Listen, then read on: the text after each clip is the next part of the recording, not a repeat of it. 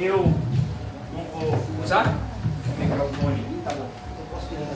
Ele está todo em silêncio, né? Minha voz, ela é estrondosa o suficiente. Vamos abrir Marcos 8. Há 2.000 anos atrás, nosso Senhor Jesus Cristo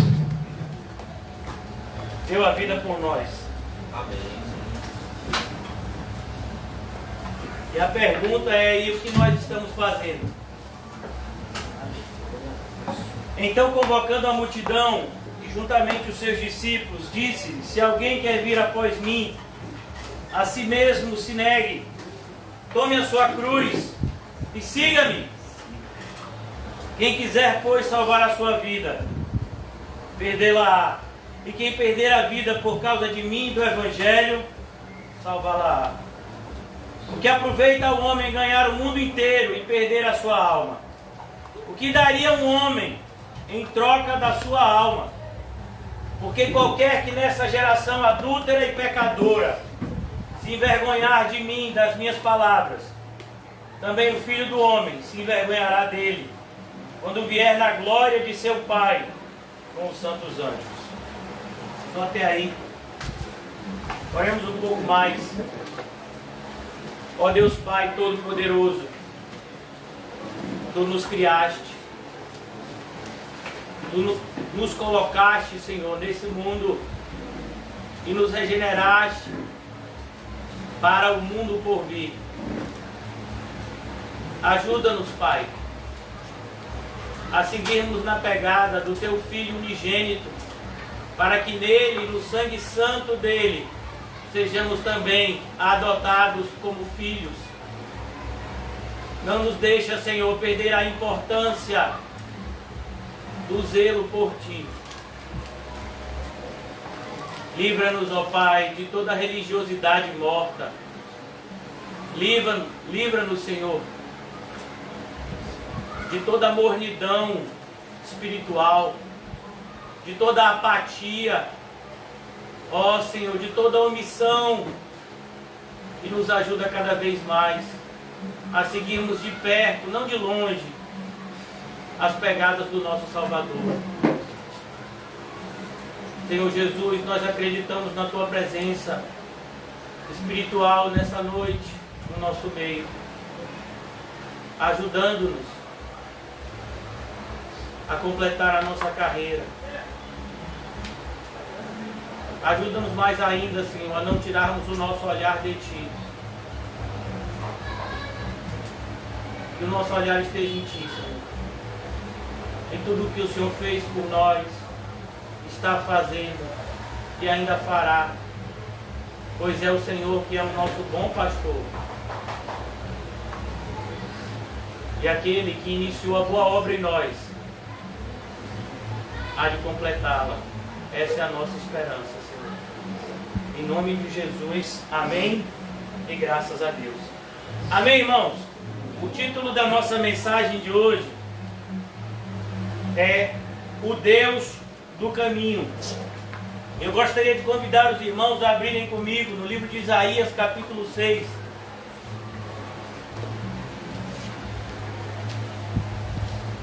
Isaías capítulo 6 é um dos raros momentos na Bíblia onde nós temos um vislumbre daquilo que naquele grande dia nós iremos nos deparar e de fato adentrarmos na cidade santa.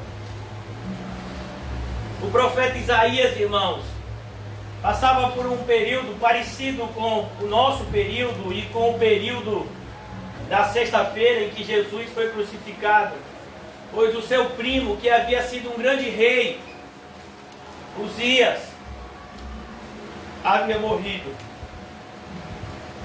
Uzias tinha seguido de perto os caminhos do Senhor, mas por conta do orgulho, Deus o disciplinou severamente, colocando nele uma lepra.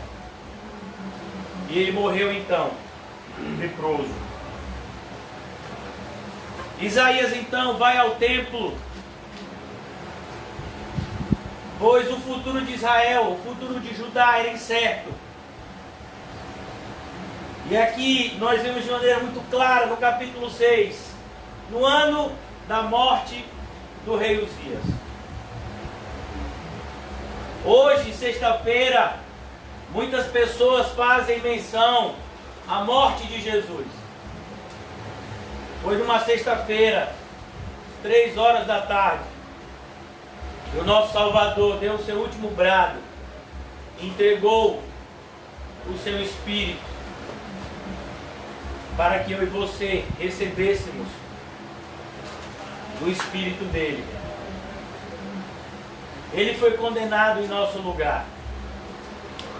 Ele foi maltratado, ele foi desprezado. É algo inimaginável, irmãos. O Criador sendo subjugado e maltratado pela sua própria criação. Antes de vir, eu e as minhas filhas assistimos alguns minutos daquele filme A Paixão de Cristo. E é algo inimaginável. Quando nós percebemos o que Isaías percebe aqui no capítulo 6, o que aconteceu no Calvário há 2000 anos atrás, tem um valor muito maior. Algumas pessoas perguntam por que eu não dou ovo de Páscoa para as minhas filhas. Por que eu não aceito receber ovo de Páscoa? Porque qualquer coisa, irmãos, que queira diminuir o sacrifício de Cristo, que queira roubar a atenção desse momento, é algo diabólico. O diabo tem vencido nas nossas vidas de duas formas. Ele vence na nossa vida quando ele tira o nosso foco das coisas do alto, mas ele vence na nossa vida também quando ele diminui a importância das coisas do alto. E é isso que nós temos visto nos dias atuais. As pessoas não valorizam mais as coisas de Deus. As coisas de Deus são tratadas como algo natural. Eu já dei esse exemplo algumas vezes. É como se a nossa vida fosse um armário e nós temos várias gavetas. Então você tem a gaveta da sua vida profissional, você tem a gaveta da sua vida emocional, você tem a gaveta da sua vida familiar, você tem a gaveta da sua vida pessoal, seus sonhos, e aí você tem a gaveta da religião também. E aí lá na gaveta da religião você abre e fecha segundo a sua conveniência. É assim que as pessoas tratam a sua vida religiosa. Mas quando Jesus se encontra com um homem chamado Nicodemos, ele diz: olha, Nicodemos, essa teologia do gaveteiro não funciona comigo. Você tem que jogar o seu armário fora. E tudo agora deve ser feito para a minha glória.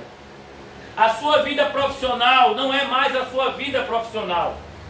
Ela deve ser vivida para a minha glória. A sua vida familiar não é mais a sua vida familiar. Ela deve ser vivida para a minha glória. A sua vida pessoal não é mais a sua vida pessoal. Ela deve ser vivida para a minha glória. É isso que Jesus diz com Nicodemos. Ou nasce do alto, ou morre e vai para baixo.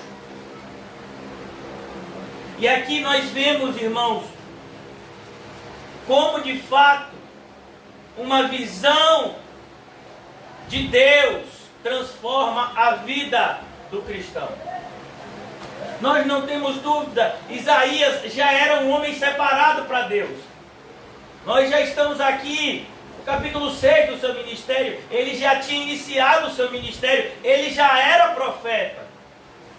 Nós aqui somos cristãos, pelo menos eu creio que na grande maioria aqui.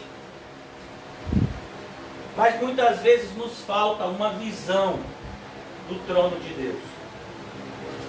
Você vai ver que esse capítulo 6 aqui tem um paralelo muito grande com Apocalipse capítulo 4. Quando se fecharam as portas da terra Deus abriu uma porta no céu para falar com o seu servo João.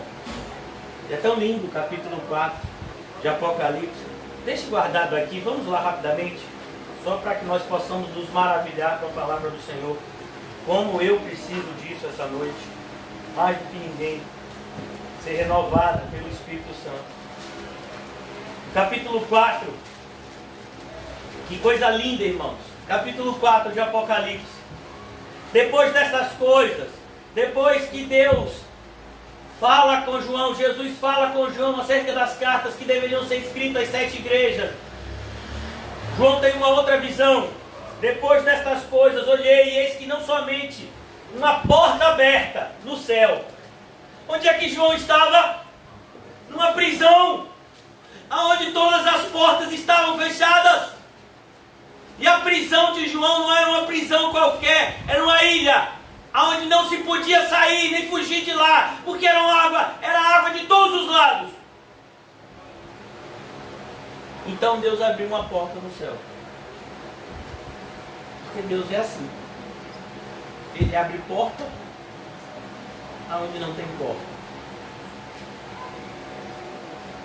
Depois destas coisas olhei, e eis que não somente uma porta aberta no céu, como também a primeira voz que ouvi, como a de trombeta, ao falar comigo, dizendo: sobe para aqui. Irmão, que coisa! Ele está preso! Ele está no pior lugar da terra, que era a ilha de Patmos. Uma ilha prisão, aonde as pessoas só duravam cerca de 6 meses lá e morriam. Essa era a faixa etária de sobrevivência de um prisioneiro na ilha de Patmos. 6 meses. E nós estamos falando aqui, irmãos, não é de uma pessoa qualquer, mas é de um senhor de idade. Talvez as pessoas achassem que ele não fosse durar uma semana.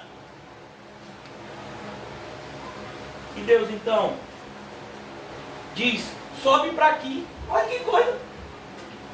Ele está preso. Não, um cristão nunca está preso. Quem aqui já viu o filme de John Mulher? Ele estava lá na prisão de Bedford, mas ele estava preso? Não, ele estava escrevendo o livro.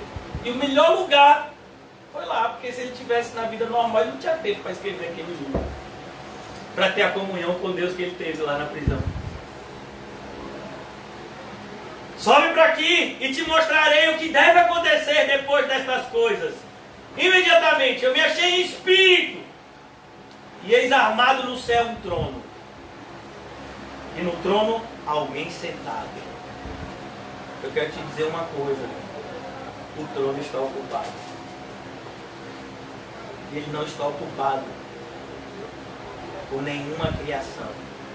Ele é ocupado unicamente pelo Criador.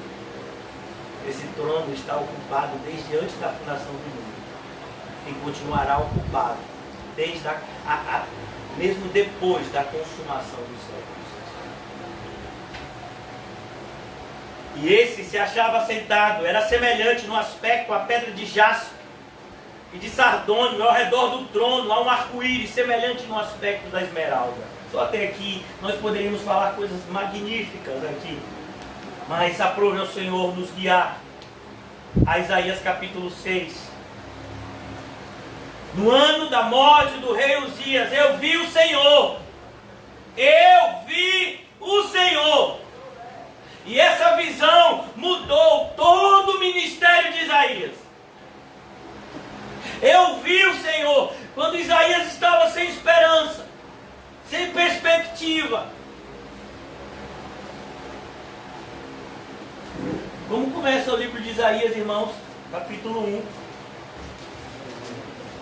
Visão de Isaías, filho de Amós, que ele teve a respeito de Judá, nos tempos de Uzias, Jotão, Acais e Ezequias, rei de Judá.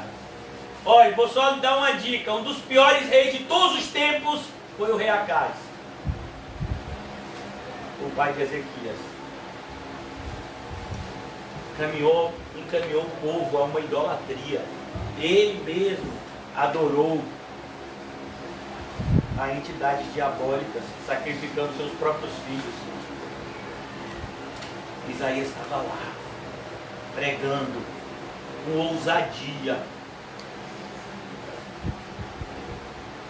Porque uma visão do céu muda a nossa vida aqui na terra, irmão. Que a gente precisa em tempos como o nosso, aonde só se fala no suposto vírus que mata e que faz e acontece. Mas muito mais grave que esse vírus é algo tão imperceptível como ele, que é o pecado. Que tem matado pessoas não apenas há alguns meses, mas há milhares de anos. E feito com que essas pessoas passem a eternidade no inferno. O coronavírus não pode fazer isso, mas o pecado pode. Um cristão que pega esse vírus e morre, ele vai para o céu. Como tantos cristãos do passado que morreram em decorrência de enfermidades. No ano da morte do rei Uzias, eu vi o Senhor assentado. O Senhor estava assentado. A ideia é, quando nós pensamos que as coisas estão fora de controle aqui na terra, elas ainda continuam sob o controle daquele que está no céu. Por isso que quando Jesus nos ensina a orar, ele diz: Pai nosso que estás no céu. É o nosso Pai que manda em tudo que acontece aqui na terra. Talvez falte máscaras, talvez falte álcool em gel, talvez falte respirador, talvez falte vacina, talvez falte comida e emprego para muitas pessoas, mas não faltará graça para aqueles que buscarem com arrependimento e fé a salvação que Cristo Jesus tem para eles. Porta está aberta. Os corações é que estão fechados. Eu vi o Senhor assentado sobre um alto e sublime trono. O trono do Senhor não é como o trono das autoridades terrenas. Não é como um trono de um presidente, de um rei, de um ministro. Não! O trono do Senhor é completamente diferente. Pois Ele é aquele que está sobre tudo e todos. Eu vi o Senhor assentado sobre um alto e sublime trono, e as abas de suas vestes. Irmãos, as abas é a parte de baixo da roupa de alguém. É a parte mais baixa da roupa de alguém. As abas das suas vestes enchiam o templo. Você já imaginou isso? Um pedacinho da roupa de Deus enchia o templo todo com a glória dele. Você imagina essa presença? É o mesmo Deus que conversava com Moisés e que Moisés diz: Senhor, eu quero ver a tua glória. Olha Isaías aqui vendo. Mas ele não podia ver a glória do Senhor. Isaías só conseguiu ver o quê?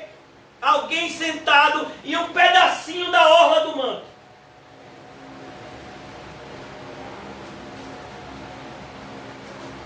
Serafins. E a ideia de serafins, a gente gosta, né, de falar coisas que não sabemos. Eu acho engraçado isso. O irmão João está aqui hoje, está com muita saudade dele. Nós, no começo da nossa jornada, éramos apaixonados por batalha espiritual. E a maioria dos livros de batalha espiritual são todos heréticos, não prestam para nada, a não ser para você fazer uma fogueira. E é engraçado que nesses livros as pessoas gostam de organizar os anjos. Então você tem os querubins, que seriam algo mais alto, depois você tem os serafins, e aí você tem os arcanjos, e depois você teria os anjos, algo mais ou menos parecido com isso. A Bíblia não faz isso, não faz essa hierarquia não. Na Bíblia só existe anjo e arcanjo. E a própria palavra arcanjo é uma expressão, arque, que significa um superintendente dos anjos. E a ideia do arcanjo só tem um, que é Miguel. Ele é o arcanjo. É aquele que lidera o exército celestial. E na Bíblia só aparece o nome de dois anjos, que é Miguel e Gabriel. Porque Deus só quis revelar essa parte do céu para a gente. Mas nós sabemos que existem milhões de anjos. Nós não sabemos os seus nomes. E se fosse interessante, fosse importante para nós, Deus teria nos revelado pela sua palavra. Embora tenha gente que diz por aí que tem o anjo da guarda, que tem um monte de nome aí, né? Que segundo uma parte do judaísmo, né, criaram essa tradição, mas isso não tem nenhuma fundamentação bíblica. A ideia de serafins, irmãos, o nome serafim significa seres de fogo.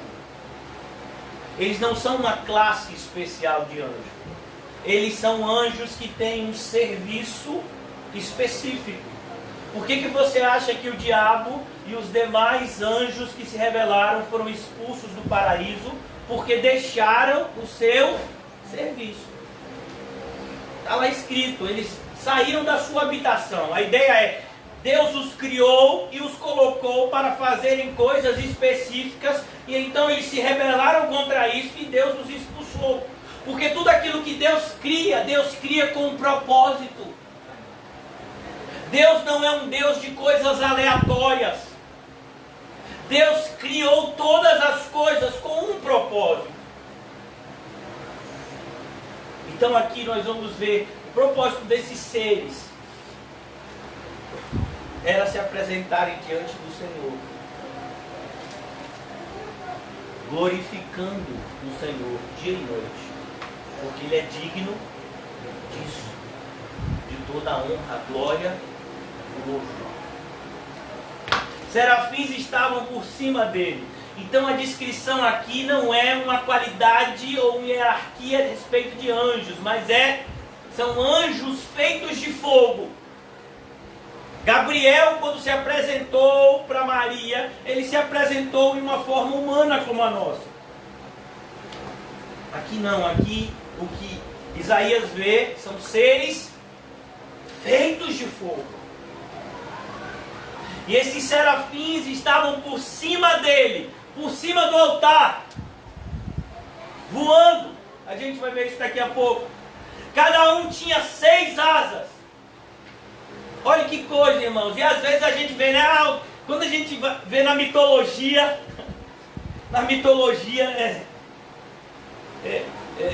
dos católicos principalmente, você sempre vê um anjo com 2 asas, né?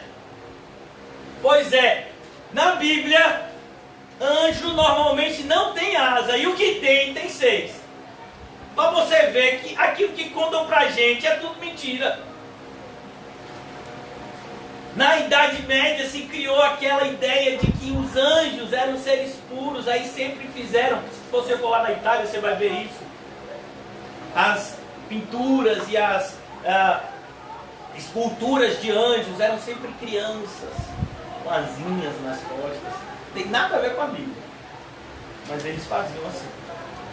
Os serafins estavam por cima dele, cada um desses seres tinham 6 asas. Com 2 cobriam o rosto. Irmãos, por que esses seres cobriam o rosto? Porque mesmo esses seres que não têm pecado, eles não são dignos de olhar a face de Deus. Aí você diz assim, e nós? Nós vimos a face de Deus. Mostra-nos o Pai. Como assim, Felipe? Mostra-nos o Pai? Eu estou com vocês há tanto tempo. E você diz agora, mostra-nos o Pai. Você percebeu como nós somos privilegiados, irmãos? Aquilo que foi vedado para os anjos foi dado graciosamente para nós. Você acha que os anjos não poderiam pregar o Evangelho muito melhor do que eu, que qualquer homem? Mas o Senhor disse que essa função era nossa. Que privilégio, irmão. E muitos têm achado que é um fardo pesado. É como uma pessoa disser assim, olha, eu estou aqui com 500 quilos de ouro, eu quero te dar. Ah, pá, mas você não vai nem carregar para mim, é? Ah, então não, se você não carregar, eu não quero. 500 quilos de ouro. Alguém quer? Ah, não, vai ter que carregar. Sabe? O Senhor está nos dando privilégios indizíveis, como igreja. Ah, tem que congregar? Ah!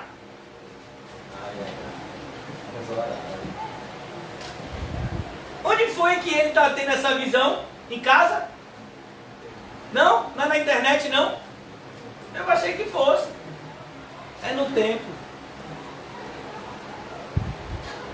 E aqui nós vamos ver, com duas cobriam o rosto, com duas cobriam os pés. Por quê? Porque até esses anjos que não têm pecado, eles não são santos como Deus é santo. E cobrem-se diante dele. E com duas voavam. E aqui a gente sabe que eles estão voando ao redor do trono. Que visão que Isaías teve.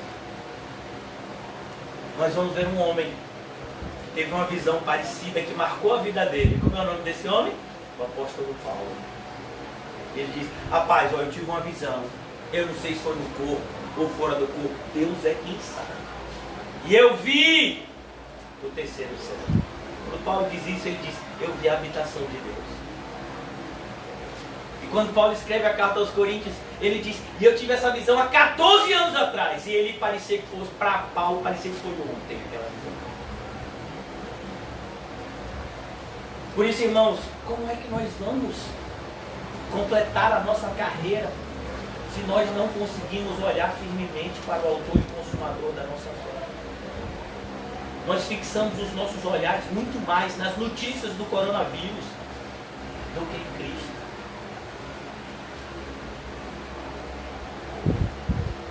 Com duas voavam. E a ideia aqui é maravilhosa, irmãos. 4 asas são usadas para adorar. E 2 para servir. Você quer servir a Deus? Então você tem que adorá-lo antes. Muitas pessoas às vezes entram na igreja e dizem: ah, eu tenho desejo de fazer isso. Não pode. Você não é crente. Não, eu sou crente, eu creio. Pô, meu filho, esse tipo de fé até o diabo tem. Cadê os frutos dignos de arrependimento? Me mostra. Me mostre a sua fé. Porque Tiago mostrava dele. Se alguém perguntasse: Tiago, me mostra a sua fé, ele mostrava. A gente é capaz de fazer isso com a nossa? Se vocês perguntassem para Abel: Abel, me mostra a sua fé, ele mostrava.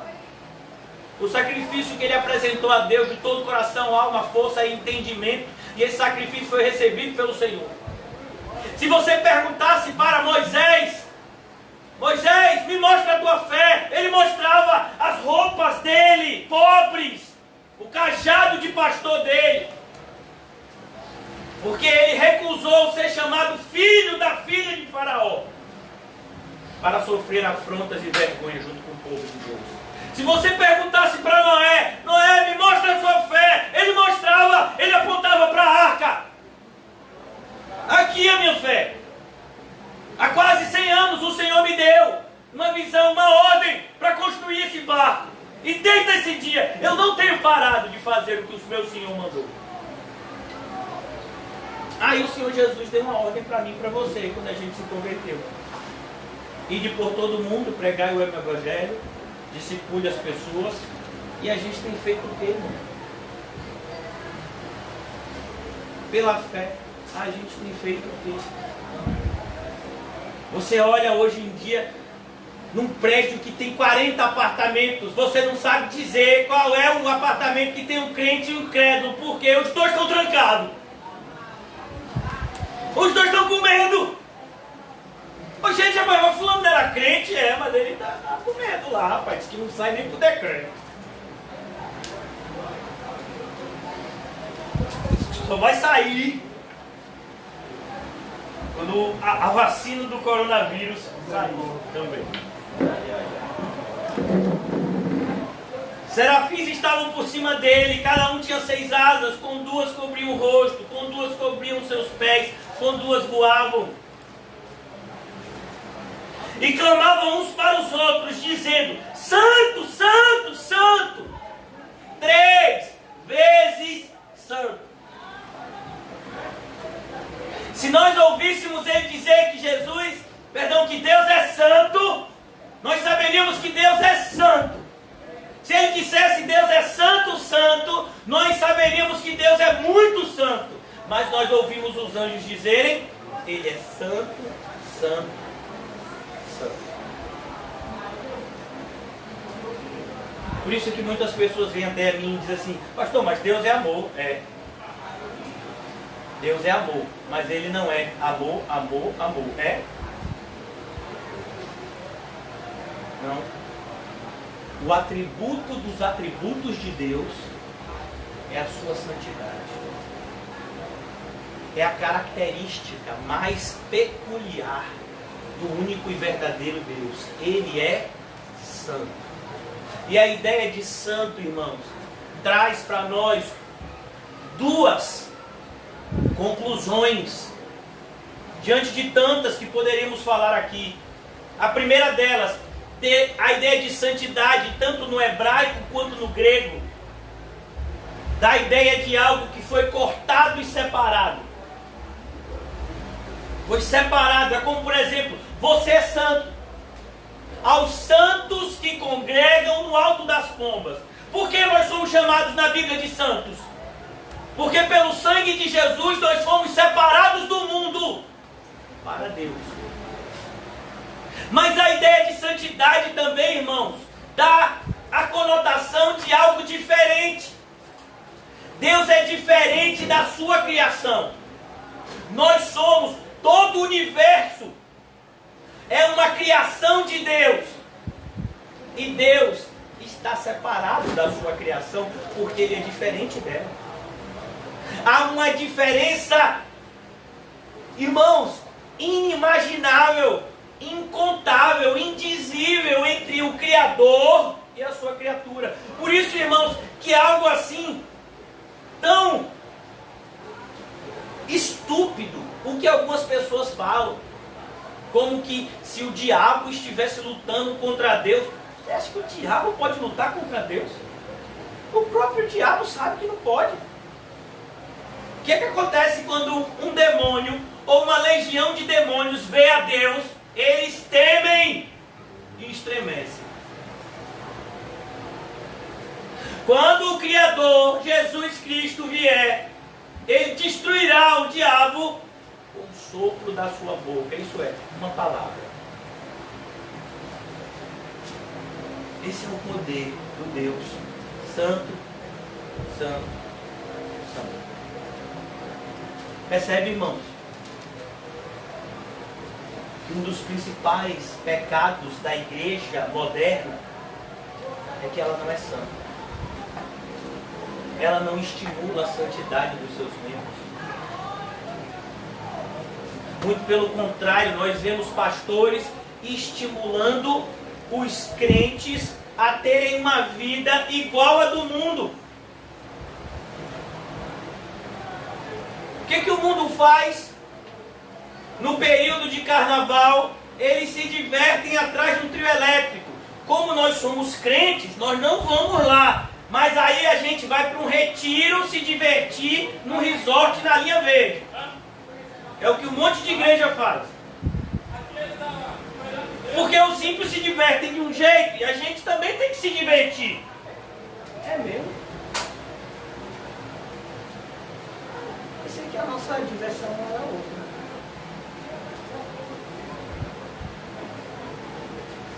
Nós fazemos parte de uma geração evangélica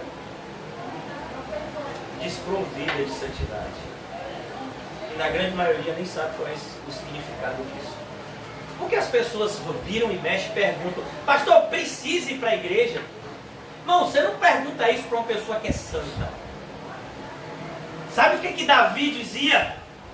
Se me convidar, eu já fico alegre. É onde é, como é, onde, que horas vai ter. Agora sábado também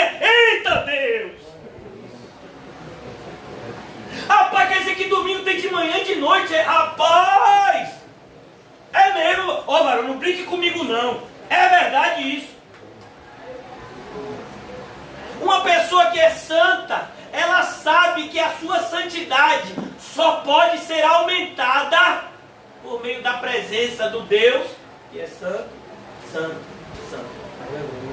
Só quem pode santificar você é aquele que é santo. Por isso que os cristãos sempre lutaram em momentos como esse. Momentos que muitas vezes não são entendidos. Esses anjos, eles clamavam uns para os outros: Santo, Santo, Santo é o Senhor dos exércitos. Sabe por que ele está dizendo isso, irmãos? Isso é para você e para mim. A ideia de Senhor dos exércitos é: não tenha medo do coronavírus. Não tenha medo de qualquer problema econômico que possa vir após essa pandemia. Porque quem manda nos exércitos da terra e do céu é o Senhor. Aleluia. Várias vezes o Senhor se apresentava ao seu povo como o Senhor dos exércitos. Principalmente quando o seu povo estava passando por momentos de calamidade ou por momentos de perigo, quando outras nações poderosas buscavam dominá-los. Não temas. Eu acho tão bonito a passagem aonde os sírios estão furiosos. Por quê? Porque eles estão querendo dominar Israel. Mas Israel tinha um profeta chamado Eliseu. Eliseu não tinha muito cabelo não, mas tinha uma comunhão com Deus. E Eliseu, cada vez que os sírios planejavam invadir uma determinada parte de Israel, Eliseu mandava um recado: ó, os sírios vão para lá, viu? E aí Israel conseguia armar a sua defesa, a ponto do rei sírio dizer: rapaz, eu acho que a gente tem algum espião aqui, viu? Porque toda vez que a gente tenta fazer alguma coisa, eles já estão preparados. Tem alguém delatando a gente. Tem algum delator da Lava Jato aqui no nosso meio. O povo ficou com tanto medo, meu filho, que ia acabar sobrando para alguém. Que eles disseram: rapaz, não é gente não. É que lá tem um profeta. É ele que diz, quando o senhor planeja um determinado lugar, ele que avisa o povo lá, e aí eles armam a defesa. Então o único jeito é matar esse profeta. Então vamos lá, pegar ele. Mora onde? Pegaram o endereço. Mora ali, na boca do rio, 1252, está morando no CAC agora. Pode ir lá. E aí quando chegam lá, que eles fecham a defesa, de manhã cedo, o ajudante, provavelmente devia ser Geazi, quando ele abre o olho, meu filho, que ele olha para cima, só o soldado sírio cercou a casa, meu filho, toda. Ele entra se tremendo todo, desesperado, disse: agora a gente morreu, acabou, perdeu. E Eliseu, na mesma calma, diz: oxente, meu filho, o que foi? Os guardas vieram aqui, os sírios vão matar a gente, eles descobriram que é o senhor que está dando as dicas aí, que é esse negócio aí, vão pegar, vão matar. Meu filho, fique tranquilo, a gente está protegido. Que protegido o que, Eliseu? Você está maluco? Só tem você aqui. Olha o tamanho, a quantidade de soldado. Parece um povo aí que eu conheço, que se pudesse entrava na banheira de álcool em gel e só saia daqui a 6 meses. Misericórdia.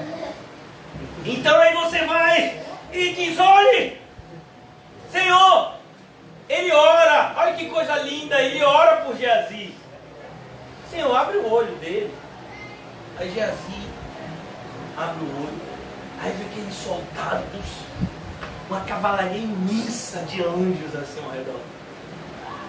E aí Geazi, incrédulo, imagine, tem que dizer: os que estão conosco são muito mais numerosos do que os que estão contra nós. Existe um número, irmãos, que poderia acalmar o coração do crente mais incrédulo. Apesar da gente não precisar dessa matemática, porque o nosso Senhor Jesus Cristo é mais poderoso que tudo e todos, mas você sabia que para cada demônio existem 2 anjos? Quando Satanás foi lançado fora do céu, ele foi lançado com 1/3 parte. Ou seja, com uma matemática elementar. Ficou quantas? 2/3. Então, para cada um demônio, tem quantos anjos?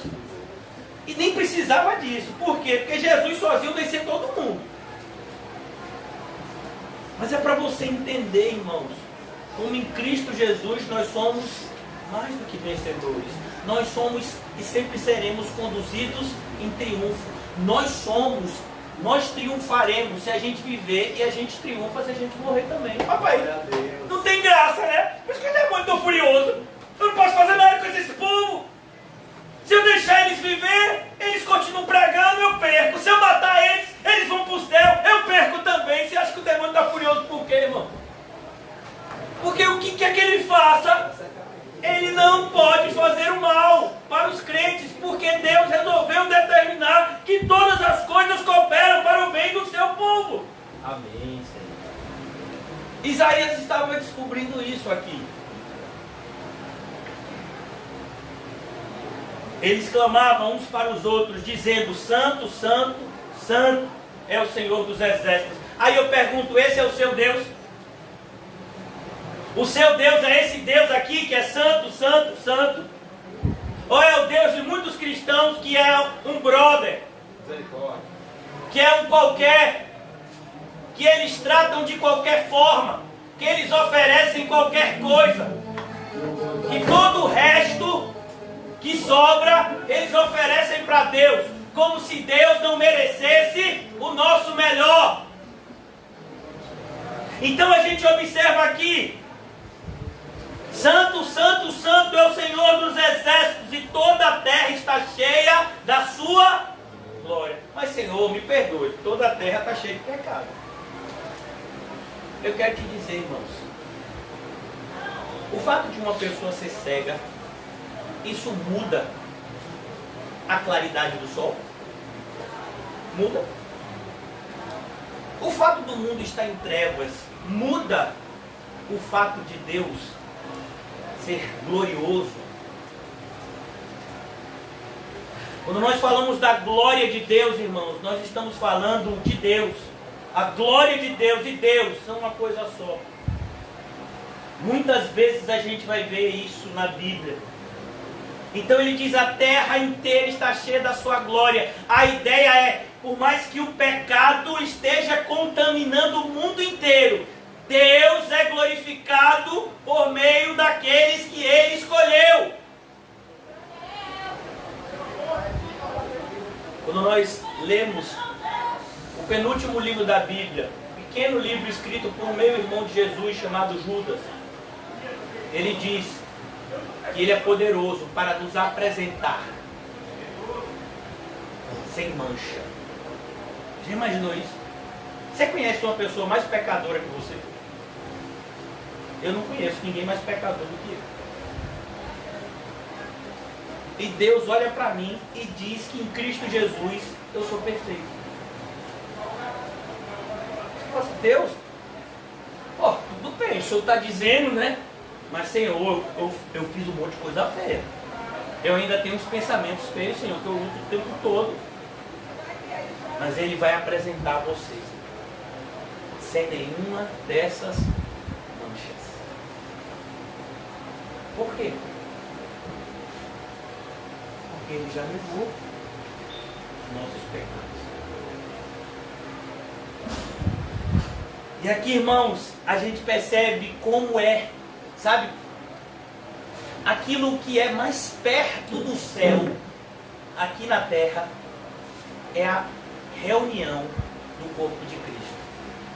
Sabe por que o diabo tenta tanto frustrar isso aqui? Um grupo de pessoas reunidos, lendo a Bíblia, louvando ao Senhor, tendo comunhão uns com os outros em Cristo Jesus. Porque nada é mais parecido com o céu do que a reunião solene da igreja. Aleluia. E muitas pessoas têm abdicado disso por conta do vírus. Nem precisou o anticristo proibido. Só bastou o vírus. Mas pastor, se eu for para uma reunião da igreja, vão me expulsar de casa. Ô meu filho, só vão expulsar de casa, glória a Deus. Teve gente que passou por coisa pior. Teve gente que quando creu em Cristo, além de ser expulso de casa, ainda tomou uma surra. Você tomou, vai tomar surra? Não, eu só vou ser expulso. Oh, glória a Deus. Pastor, vão me demitir do meu emprego. E vão tomar sua casa também? Não, vão tomar minha casa não, só vão me demitir do emprego. Oh, aleluia. Teve gente que quando cria em Cristo, tomavam a casa, tomava tudo. Vão matar os seus filhos? Não, meus filhos ninguém vai tocar não. Oh, aleluia, não vão matar seus filhos. Porque lá na Índia, quando uma pessoa crê em Cristo, bota uma família dele dentro da casa e toca um fogo na família dele inteira. E ele assistindo. E você vem para mim e diz, pastor Zé, não, eu não sei não, como é?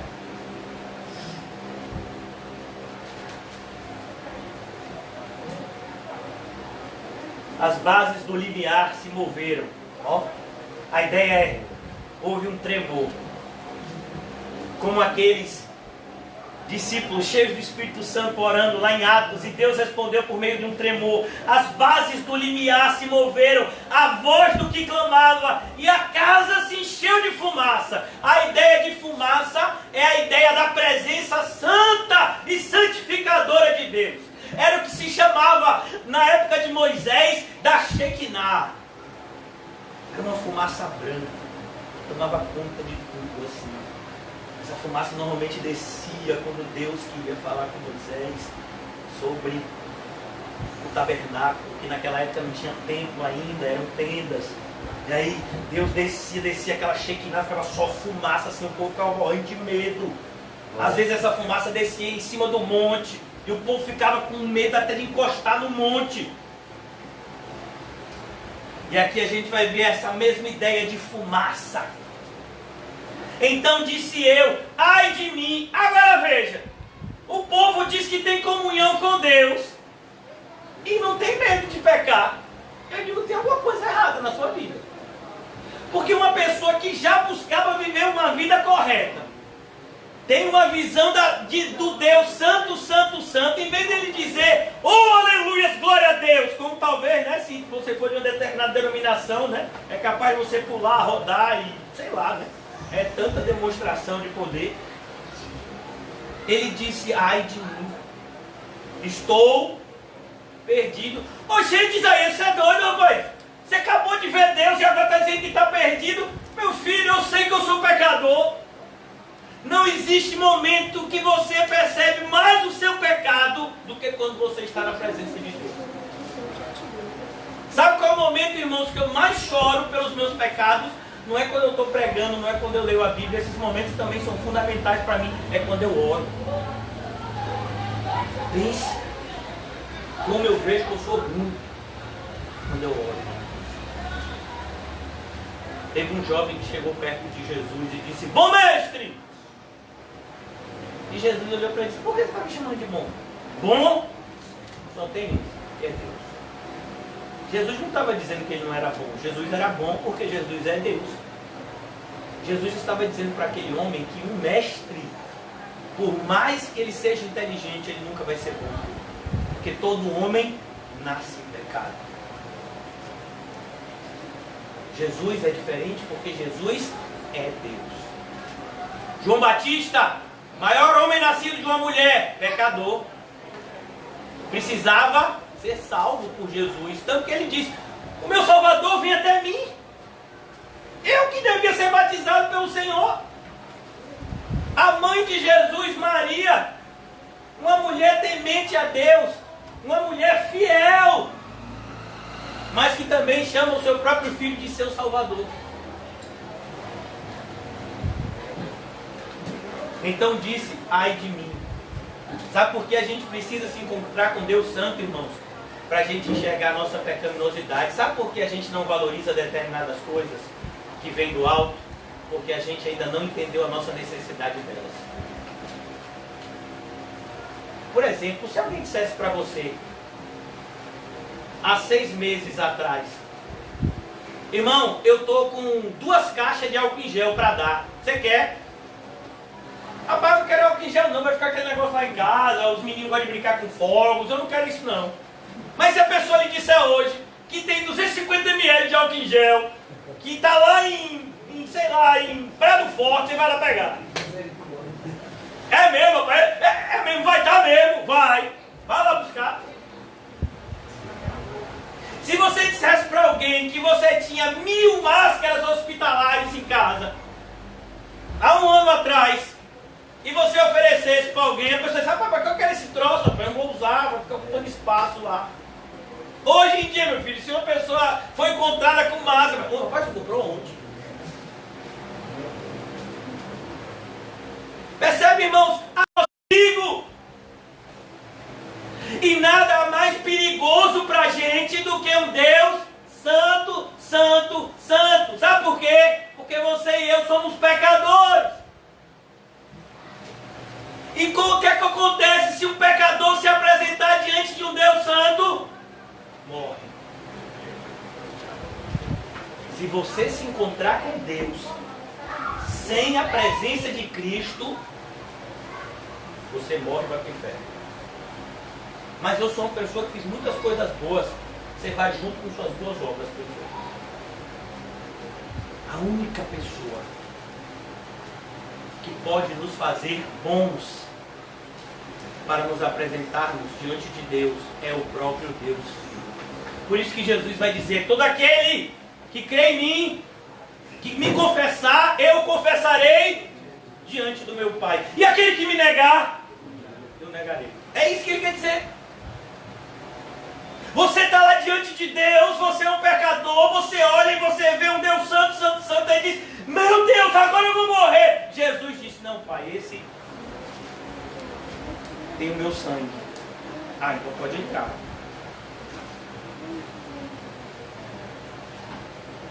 Então disse, ai de mim. Sabia que quando Pedro teve a noção de quem Jesus era, ele também disse a mesma coisa?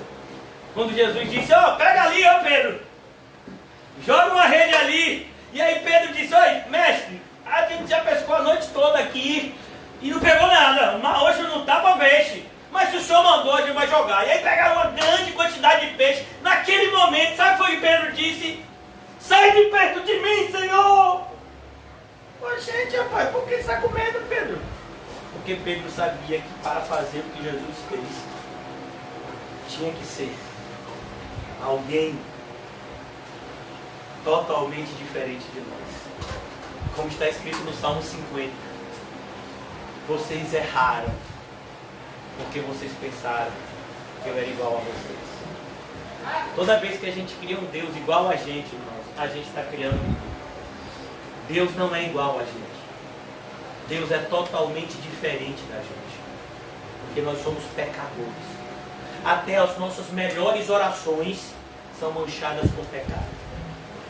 Até as nossas melhores intenções estão cheias de egoísmo e avareza. E quando nós estamos diante de um Deus 3 vezes santo, é que a gente percebe isso. Por isso que quando você vai para uma falsa igreja, irmãos, você se sente uma pessoa tão especial. Quando você vai para uma igreja bíblica, você se sente o quê? Um verme. Rapaz, eu não vou mais para aquela igreja não, que nada. O pastor prega, eu saio me sentindo mal, eu saio me sentindo a pior pessoa do mundo. E você achou que você era quem? Ai, ai. Que nada, varão. Fui para outra igreja, o pastor disse que eu sou as meninas dos olhos de Jesus. Que Jesus vai me dar tudo que eu quiser, casa, comida, roupa lavada, que Ele vai me abençoar, que vai ser um negócio assim, ó, que nada vai dar errado na minha vida. Agora, sabe o que o pastor me disse? Que o coronavírus não vai entrar na minha casa. Eu acreditei, porque eu tenho o sangue de Jesus. Igual o sangue lá do cordeiro lá. Tem uns pastores que estão inventando essa agora. Sabe aquele sangue lá dos 10 sinais do faraó? Pois é, você é cristão, tem o sangue também, então o coronavírus não vai lhe pegar. Meu irmão, não vai nessa não. Acho melhor você orar, lavar sua mãozinha, tomar seu banho. Não vá nessas conversas de pastor que está lá dentro de casa fazendo a filmagem não. Viu? Cuidado. Então aqui, Isaías percebe, porque eu sou um homem de lábios impuros. Isaías percebe que o problema dele, irmãos, não é o pecado dos outros, ainda que o pecado dos outros nos influencie, porque as más companhias corrompem os bons costumes. O problema de Isaías maior era o seu próprio pecado. Então Isaías diz: ai de mim, eu estou perdido, porque eu sou um homem de lábios impuros. Isaías, por que você diz isso, Isaías? Porque Isaías conhecia o livro de Tiago sem nem ele ser escrito. O que Tiago diz? Aquele que domina a sua língua é varão perfeito. Quem domina a sua língua domina o corpo inteiro.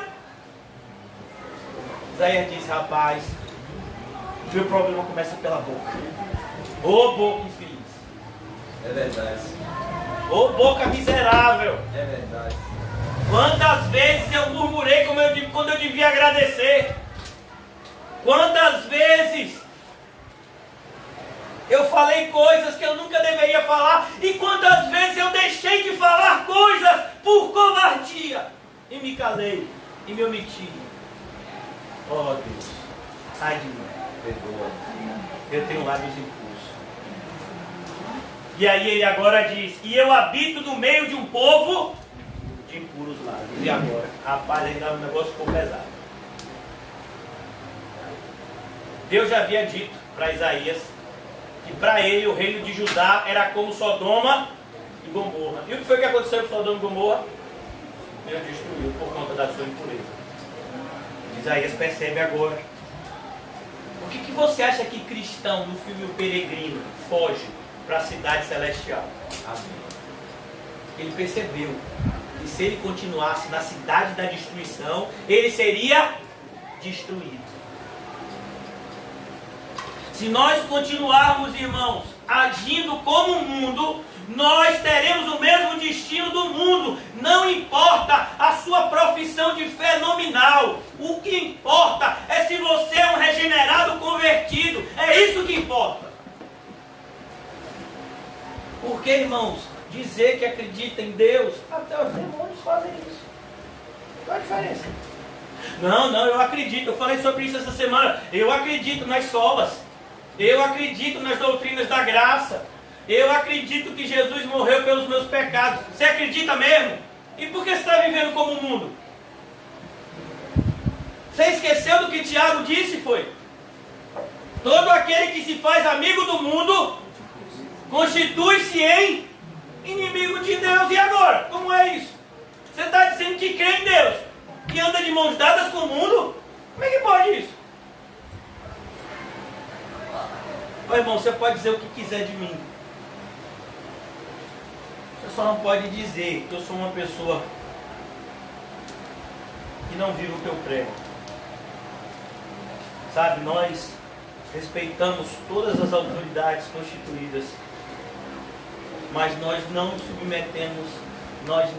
nos submetemos a elas se elas determinarem coisas que são contrárias à Bíblia. Se chegar um dia que ainda não chegou, que um governante proíba o nosso culto, eu quero te dizer que eu vou vir para o culto. Se me levarem preso, vão levar preso. Foi assim que prenderam John Mooney.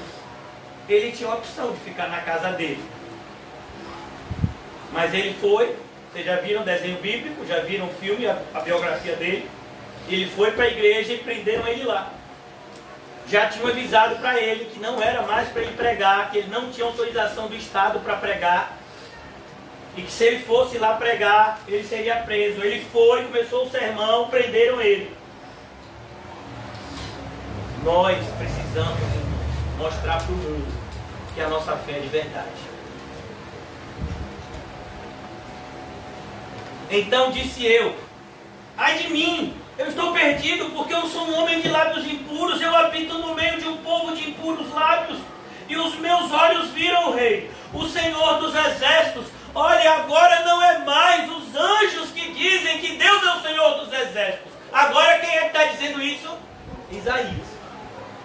Eu vi aquele que manda em tudo e que manda em todos. Por isso não temas, ó vermezinho de Jacó. Não está escrito mais adiante? Versículo 6. Então um dos serafins voou para mim. Imagine, irmão, o medo de um ser de fogo vir para perto de você. Rapaz, olha, se Isaías pudesse, eu acho que ele dava uma carreira. Mas às vezes, irmãos, a gente está diante de uma cena tão poderosa que a gente fica o quê? Paralisado. É como os discípulos, quando viram Jesus andando sobre as águas. Se ele pudesse, meu filho, olha, é um fantasma. Imagine, meu filho, fantasma que nem existe.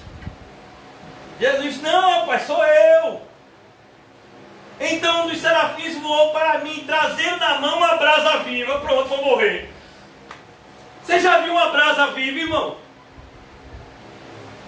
Como só de você ver de longe já é quente. E o serafim é todo de fogo. E ele pega uma brasa viva e vem para perto de você. Ai, me dei mal. Ó, pai, tua mão, entrega o meu espírito. Mas perceba, irmãos, que uma das coisas mais maravilhosas é que por mais que a gente seja pecador, quando você é um eleito de Deus, na presença de Deus, você sente paz. Não é uma paz que te deixa tranquilo no pecado, mas é uma paz que te deixa tranquilo na presença de Deus. Eu me incomodo com o meu pecado. Eu luto contra o meu pecado. Eu me desespero com o meu pecado. Às vezes eu vou ter que esmurrar o meu corpo, eu vou ter que cortar a minha mão, eu vou ter que arrancar o meu olho. Mas eu tenho paz. Porque eu sei que Deus, Ele veio até mim, porque Ele me ama. Só o fato de Deus ter vindo até nós já é uma demonstração de amor que a gente nunca vai ver a parte dele. Como é que Deus vai até a gente, que somos os piores inimigos dele, para nos salvar? Por isso que Isaías está aqui também. Por mais que aquela cena seja uma cena assustadora, ele sabia que o Deus que estava sentado lá era um Deus gracioso. Glória a Deus. Então um dos serafins voou para mim, trazendo na mão uma brasa viva que tirara do altar com uma tenaz. Você sabe o que é tenaz, né? Aquele negocinho que você fica mexendo na fogueira. Com a brasa tocou a minha boca. Irmãos, vocês já tomaram café quente? Teve uma pessoa aqui que tomou um café quente e disse que ficou com a língua uns 2 dias sem sentir gosto. Para algumas pessoas eu creio que isso é até livramento. Então, irmãos, imagine uma coisa quente sendo colocada na sua boca. Você acha que isso foi agradável, irmão? Foi. É dor! Mas isso é para quê? É para purificar a gente. O problema não é na boca. Receba! Se fosse a mão, cortava. Se fosse o pé está lhe levando para onde você não devia ir. Você está querendo ir para onde não deve ir. Chá! Você está pegando onde não tem que pegar. Chá! Você está olhando para onde não devia. Chá! Eita, rapaz, agora eu acho que eu vou rever alguns conceitos. Pois é, meu filho. A ideia aqui de fogo, na Bíblia, o fogo ele tem um duplo significado. O fogo, ele tem um significado diferente para o crente e para o incrédulo. Para o crente, para o eleito de Deus, para o filho de Deus, o fogo purifica. Para o incrédulo, o fogo destrói. É a substância que diferencia a ação do fogo. Por isso que a Bíblia diz que nós somos como um ouro. Quando você quer purificar o ouro, o que é que você faz? Você coloca ele numa alta temperatura, todas aquelas impurezas dele vão sendo consumidas pela alta temperatura até que vai ficar o ouro puro. Mas se você fizer a mesma coisa com a palha, por exemplo, não vai ficar nada. Uma ideia aqui é, você é cristão, você também vai ser queimado. Mas o fogo em você vai ter uma outra reação. O sofrimento no cristão amadurece ele. O sofrimento no incrédulo distancia ele mais de Deus e coloca ele com raiva de Deus mais ainda. Lá em Apocalipse diz, e blasfemavam contra Deus. Quando começam a cair os flagelos que Deus envia, em vez do povo se arrepender, eles começam a blasfemar contra Deus. Aqui, o serafim vai e purifica a boca de Isaías. Assim como eu e você temos que ter os nossos lábios purificados. Porque de uma fonte, irmãos, que é a nossa boca, não deve jorrar dois tipos de água. A sua boca foi criada para abençoar.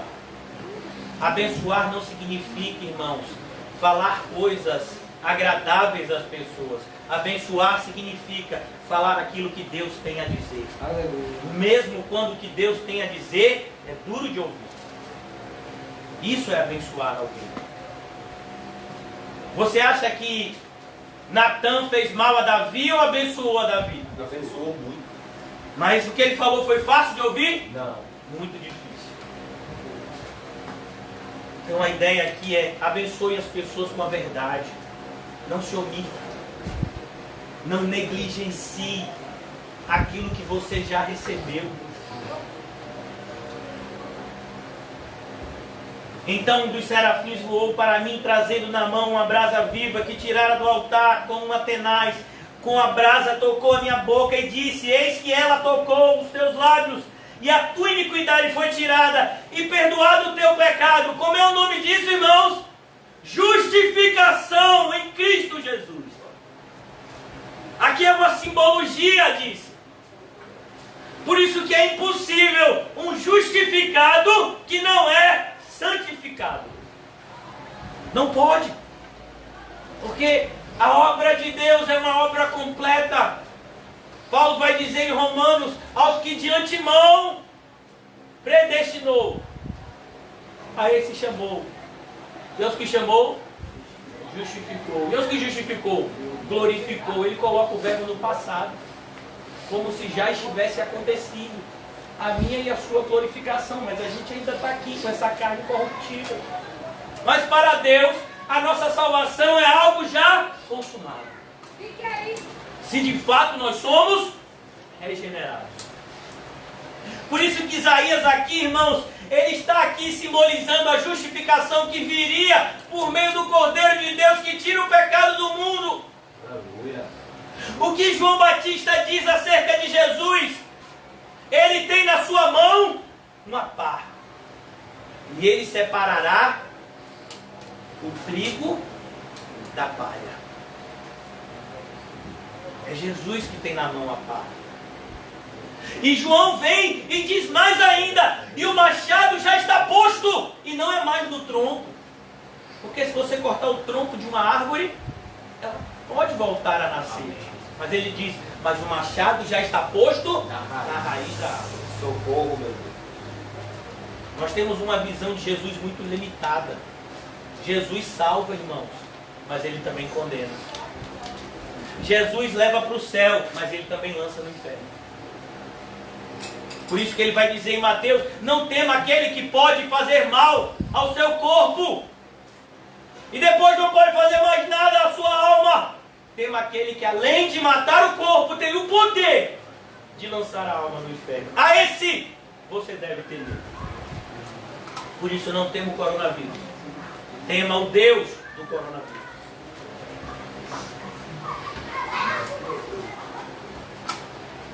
Então um dos serafins voou para mim, trazendo na mão uma brasa viva, que tirara do altar com uma tenaz. Com a brasa tocou a minha boca, e eis que ela tocou os teus lábios, diz o anjo. E a tua iniquidade foi tirada, e perdoado o teu pecado. Você percebeu, irmãos? Você só pode fazer a obra de Deus se você é um regenerado. Mas nós vivemos uma época onde pessoas que não se arrependeram dos seus pecados, pessoas que vivem abertamente em pecado, elas estão querendo não somente fazer a obra de Deus, mas liderar a obra de Deus. Que loucura! Você entraria num avião que o piloto nunca fez curso de avião Misericórdia. e que aprendeu avião, a andar de avião, jogando videogame, você entrava nesse avião, boa sorte. Não, pai, eu tenho 10 mil horas. Aonde? No videogame. Do PlayStation 3. Tenho 10 mil horas do PlayStation 3. Pode ficar tranquilo. Você vai? Boa sorte, meu filho. Agora tem um monte de gente que nem dá fruto na igreja, querendo dar um monte de opinião pro pastor. Não, pastor, faz assim. Não, pastor, faz assado. Cadê seu fruto? Você é crente? Você é crente? Cadê? Você foi? Cadê Atenais? Me mostra o sinal. E foi lá queimado, cadê? Você nem parte do corpo é, está querendo falar o quê? Percebe que as pessoas querem fazer um monte de coisa. Não, irmão, o mais importante de tudo aqui é você ser igreja.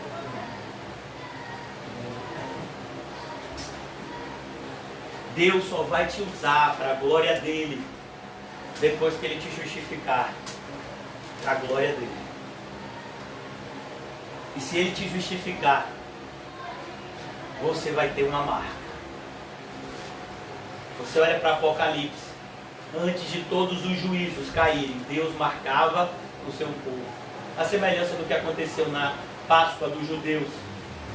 Antes de enviar o anjo destruidor que mataria os primogênitos dos egípcios, ele disse que o seu povo deveria sacrificar um cordeiro e com o sangue daquele animal deveria marcar a porta, porque uma vez que o anjo da morte passasse e visse aquele sangue da aliança, ele não entraria na casa e mataria o primogênito, mas passaria por cima. Daí o nome Páscoa, que em hebraico significa passar por cima.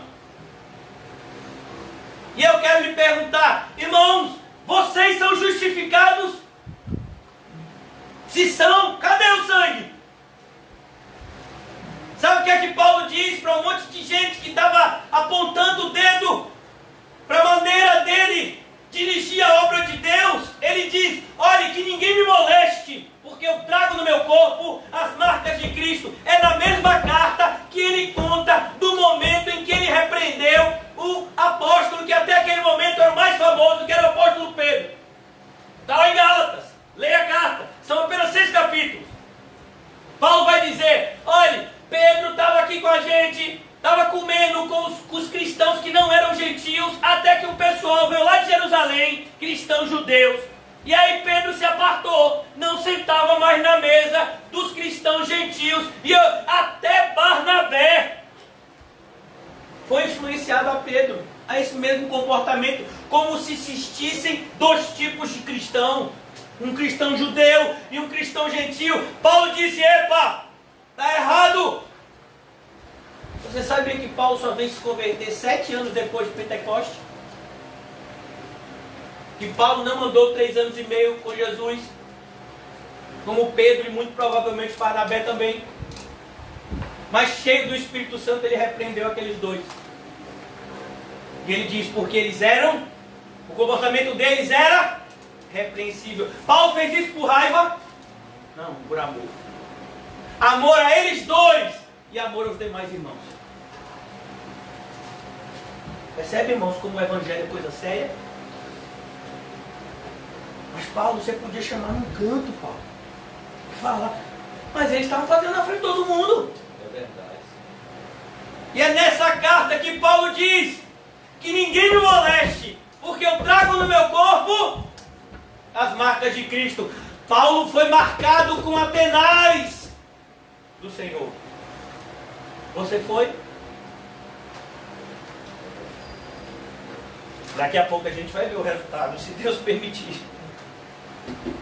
Eu sei que vocês querem uma vigília hoje. Até porque se a gente fosse para uma igreja pentecostal, sexta-feira é dia de vigília, né? Mas tudo com ordem e decência. Vai ser uma mini vigília. Eis que ela tocou nos seus lábios e a tua iniquidade foi tirada e perdoado o teu pecado. Percebe, irmão? irmãos, que antes de você ser usado, você tem que ser purificado. Aleluia. Você quer fazer alguma coisa para a glória de Deus? Comece se santificando para Deus. Oh Senhor Jesus. Como foi seu dia? Já orou? Oh Deus. Já pediu perdão? Aquela pessoa que você fez mal, você foi lá pedir perdão? Uai, Senhor. É, meu filho, uai mesmo. É para mim também, uai. Olha. O que vem de lá, meu filho, vem aqui também 2 vezes pior.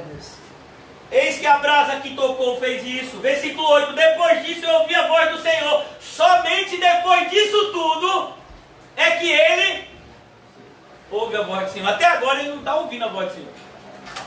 Ele só viu o Senhor sentado, as abas das vestes.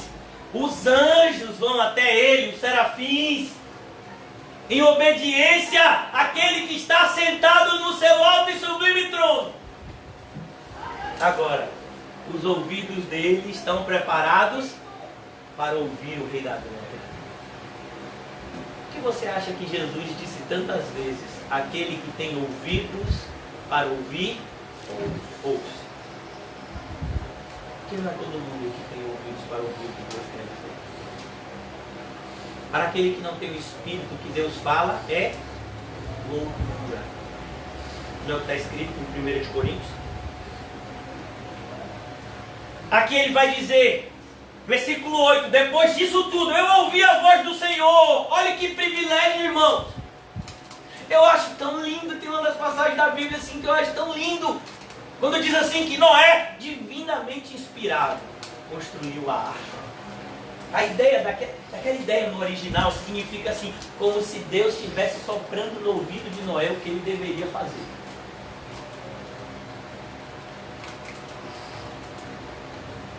Uma das coisas que o coronavírus está fazendo é que as escolas estão fechadas. As crianças estão amando isso. Mas se você é um pai responsável, você não está gostando, não.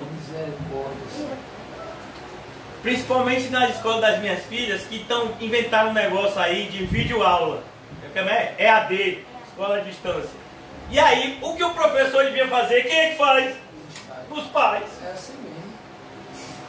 Então, é isso que a gente faz. A gente sopra no ouvido. Meu pai, eu não sei como fazer isso aqui, meu pai. Agora veja, meu irmão, eu tenho 40 anos, esse ano eu vou fazer 41. Só para você ter ideia, eu me formei em Direito em 2002.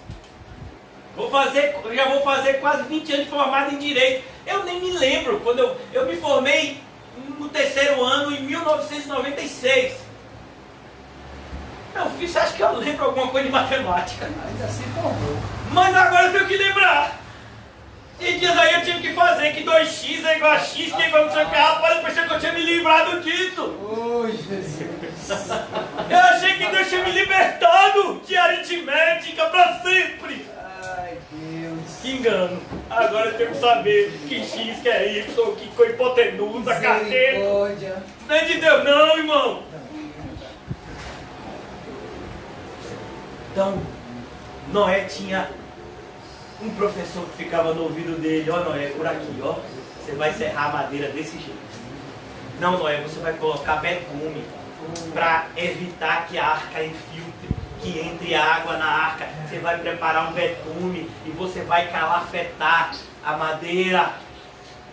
Noé divinamente inspirado. Coisa linda, né, irmão? O cristão não anda mais na escuridão, porque ele tem a luz. Tudo que fazemos divinamente inspirado. Quando Paulo escreve a carta aos jovens pastores, Timóteo e Tito, ele diz, olha, para que pões em ordem a casa de Deus. Por que a gente faz as coisas aqui? Porque nós somos inspirados. E aqui ele diz, depois disso ouvi a voz do Senhor que dizia, a quem enviarei? Ó, o Senhor ainda procura verdadeiros adoradores. Pois só pode servir a Deus quem antes adora a Ele. Porque o serviço a Deus faz parte da adoração. Se você não adora a Deus, você não está apto para servir a Deus. Primeiro você adora a Deus, depois você anda com Deus e por último você serve a Deus. Deus é tão perfeito que a gente aprende essa escadinha, sabe aonde? Em Hebreus 11. Abel fez o quê? Apresentou o sacrifício. Enoque fez o quê? Andou com Deus. Noé fez o quê? Construiu a arca. Ó, adorou, andou, trabalhou. Não, eu quero trabalhar. Você não está vivendo uma vida de adoração. Você não está andando com Deus. Como é que você quer servir a Ele? Fala, Deus. Depois disso eu ouvi uma voz do Senhor que dizia: a quem enviarei? Deus ainda procura, meu irmão. Por quê? Porque a obra é grande, mas os ceifeiros são poucos. Uma pessoa do meu passado, que ainda continua na falsa igreja, se encontrou comigo num dia que eu estava indo buscar minha filha na escola. E aí ele agora está tomando conta de uma igreja, e eu creio que na mente dele ele pensa que isso é algo importante, que isso é algo assim que dá, sei lá, né? Dá poder ao homem. Para mim nunca me deu isso não, só me deu marcas. E aí ele disse: olha, eu queria que você fosse pregar na minha igreja. Eu disse: rapaz, não dá. Mas gente, por que não dá? Eu falei: porque eu prego todo dia. É mesmo, rapaz?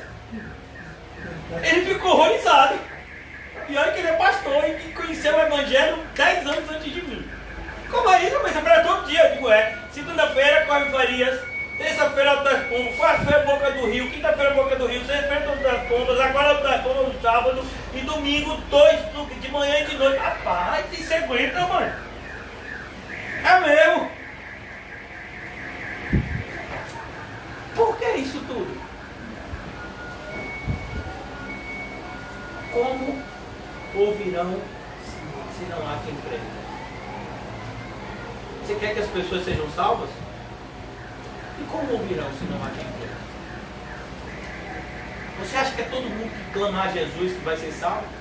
Jesus do Bom Fim, me salva! Pô, Jesus do Bom Fim não existe, mano. É uma criação do homem.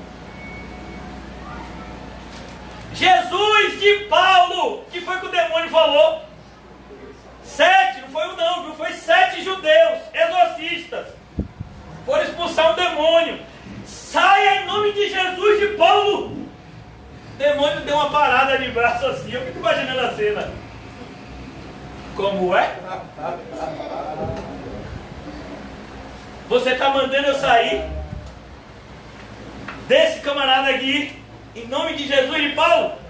Olha, eu vou dizer uma coisa para vocês, seus 7 incrédulos. O demônio chamando eles de incrédulo. É na minha mente. Porque é isso que eles são. Eu conheço a Paulo, o demônio é crente. Eu conheço a Jesus, é um demônio crente. Eu conheço Jesus, o demônio fala: eu conheço Jesus.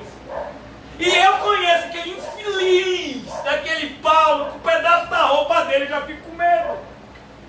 Mas vocês, quem são? E aí, meu filho, perna, para que te quero? Um homem sozinho bateu em 7 e eles fugiram despidos. Tamanho a violência que aquele homem pulou sobre eles. Vá brincar com o demônio para você ver o que acontece.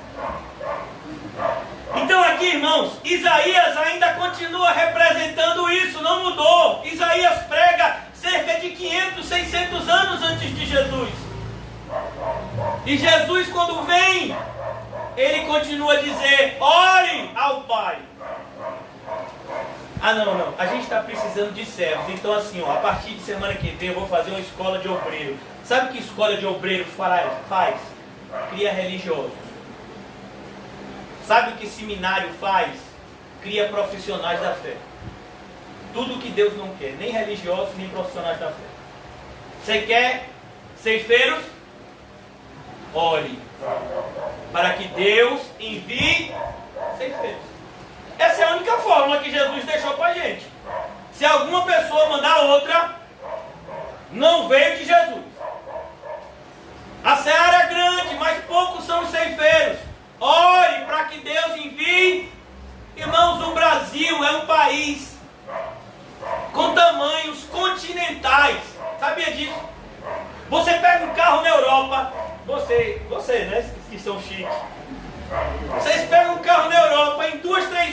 em outro país. Você pega um carro no Brasil, meu filho, para você chegar em outra ponta, é dia pisando no acelerador. Você acha que no Brasil está todo mundo evangelizado? Você acha que em Alto das Pombas está todo mundo evangelizado? O irmão José outro dia disse, né, que segundo a contagem, a gente sabe que tem quase 22 mil pessoas que moram aqui no Alto das Pombas. Entre Alto das Pombas e Calabá. Olha o seu campo missionário aí. Percebeu, não? Você quer trabalhar para Deus? Tem muito espaço. Mas a grande questão é que a gente não tem tempo para Deus. Essa é a verdade. A gente está ocupado demais com os nossos afazeres. É por isso que Deus envia coisas como o coronavírus. E agora? É por isso que Deus faz com que determinadas pessoas percam o emprego. Antes era o emprego que te atrapalhava. Pronto, agora você está sem emprego. O que é que está te atrapalhando? Era o casamento que te atrapalhava? Acabou o casamento. O que é que está te atrapalhando? É o seu filho que te atrapalhava? Eu mato o seu filho. O que é que está te atrapalhando? Pastor, que coisa dura. Vá perguntar a Hudson Taylor. Foi o que aconteceu com a família dele. Para que ele se tornasse um dos maiores missionários da história da igreja. Quando o Hudson Taylor chegou na China, há mais ou menos uns 100 anos atrás, a quantidade de cristãos na China era quase zero. Sabe quantos existem chineses que se dizem cristãos hoje? 100 milhões. E para ser cristão na China, meu filho, tem que ser de verdade. Porque lá as limitações são muito grandes em relação ao evangelho. Não é qualquer hora que você pode cultuar Deus da forma que a gente faz aqui, não. Lá o negócio é sério. Existe uma determinada liberdade, mas existe uma repreensão por parte do Estado. Ainda assim, 100 milhões de cristãos na China.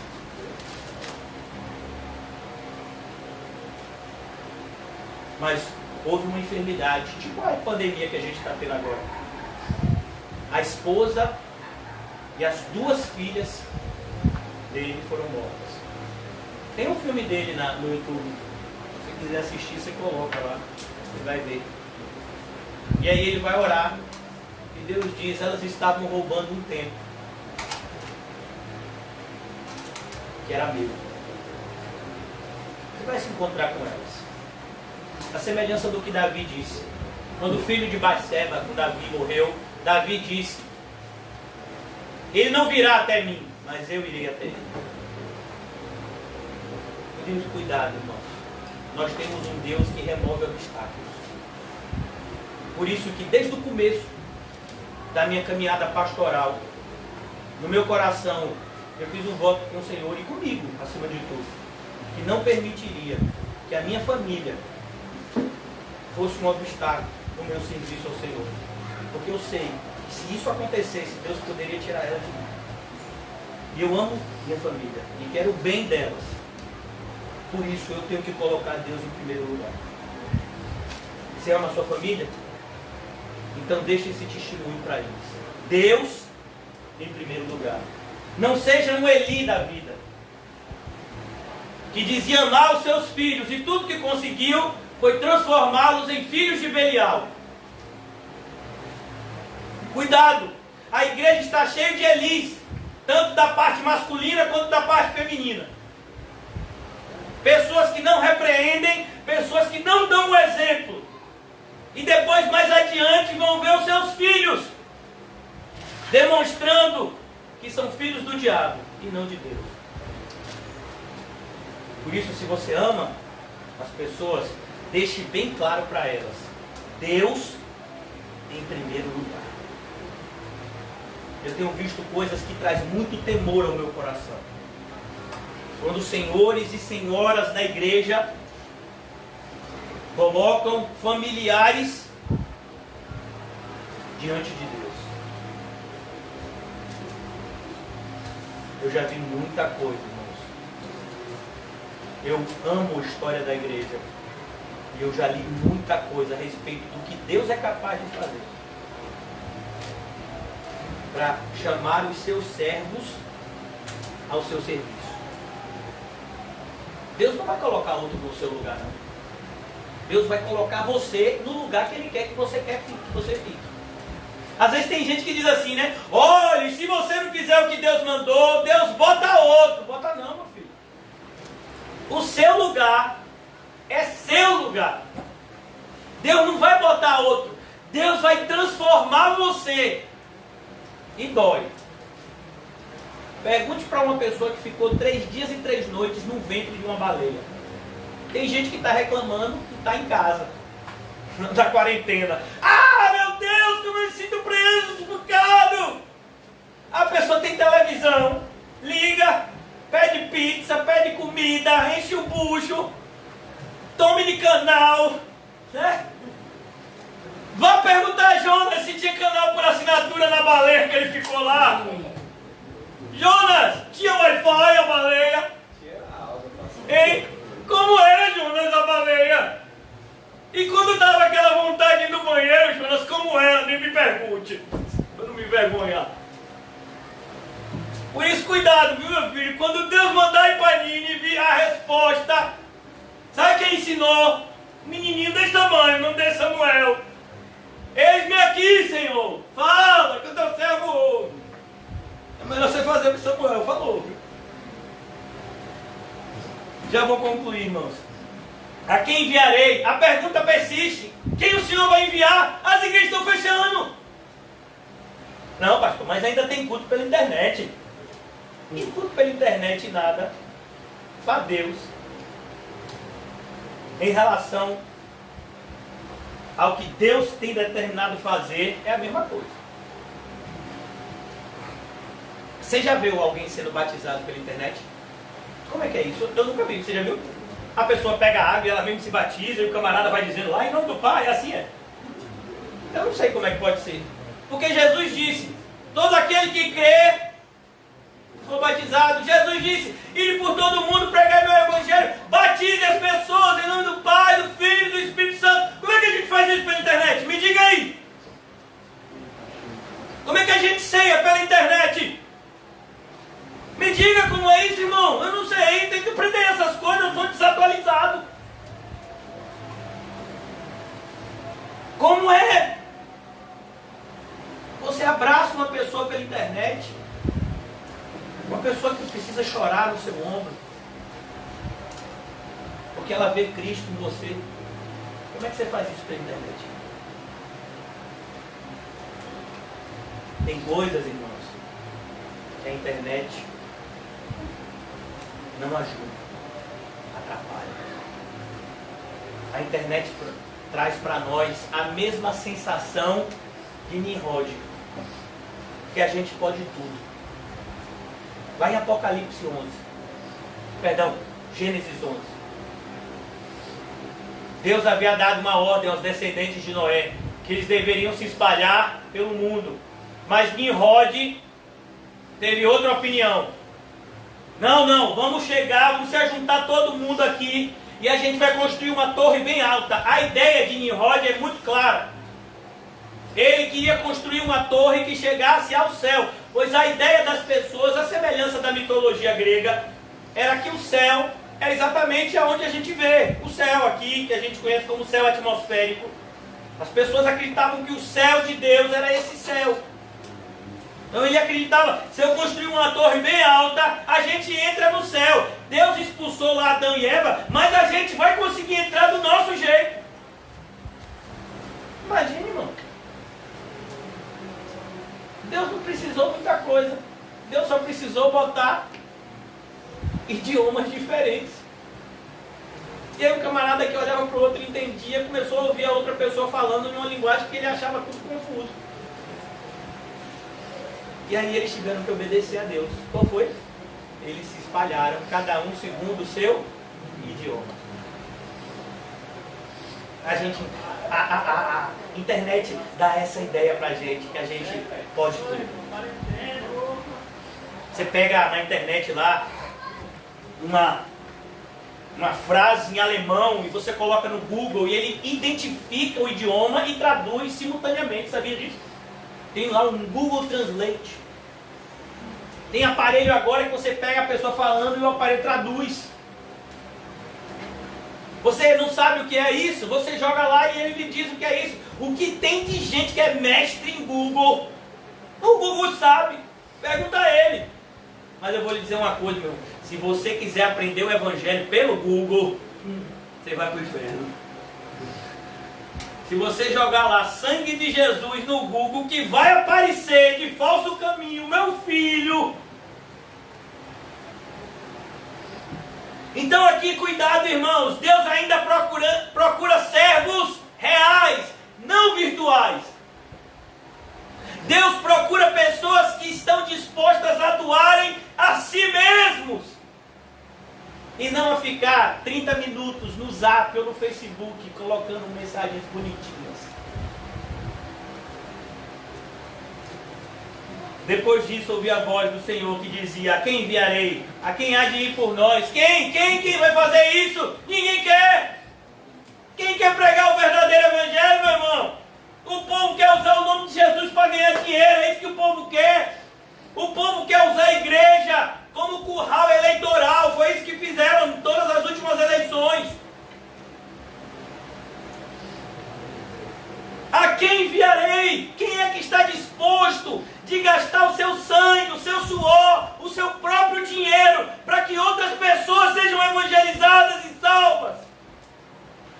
A maioria das pessoas é como aquele dono da estalagem na parábola do bom samaritano.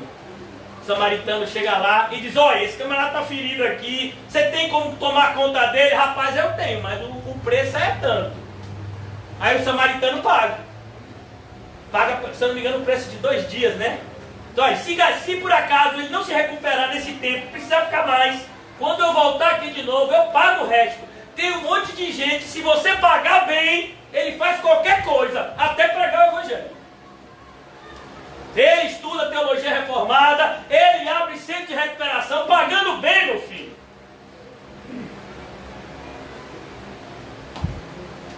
Mas aquilo que é feito para Deus não pode ser nem comprado, nem vendido. Por isso que se você está na igreja com o objetivo de alguma forma de trazer vantagem para si, tudo que você vai conseguir ser amaldiçoado. Disse eu: eis-me aqui, envia-me a mim. Olha que coisa linda, irmãos. Eis-me aqui, Senhor. Sabe, a ideia aqui é muito linda. Ele não está dizendo, sabe, no original, a ideia aqui é eis-me aqui, não é estou aqui. Não é uma ideia apenas de lugar, é uma ideia de posição. Ele não está dizendo: Senhor, eu estou neste lugar. Ele está dizendo: Senhor, eu sou essa pessoa. Eu sou essa pessoa. Você quer uma pessoa para ser enviado? Eu sou essa pessoa. Ele não está falando eis-me aqui no sentido geográfico, mas ele está falando eis-me aqui no sentido espiritual. Sou eu, Jesus.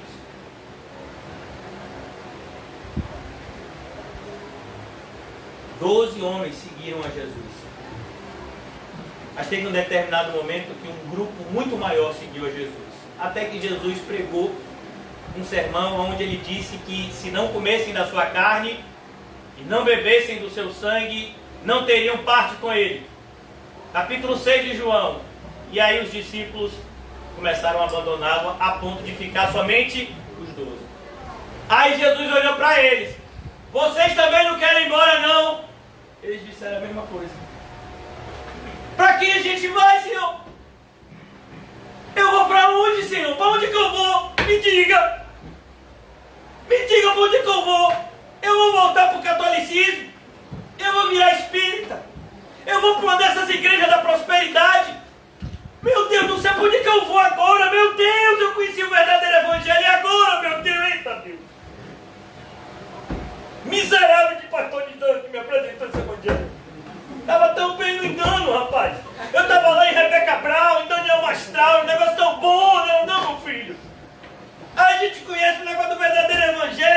é tudo, não é nada, e aí fica uma loucura. Onde é que a gente vai agora? Eu tenho um OAB, mas não posso advogar. E agora? Vai para onde? O caminho é estreito. Mas fique tranquilo. Ele leva você. Para quem nós iremos? Só tu, Senhor, tem a palavra de vida eterna. Satanás oferece um bom salário, irmãos. Mas a aposentadoria é assustadora.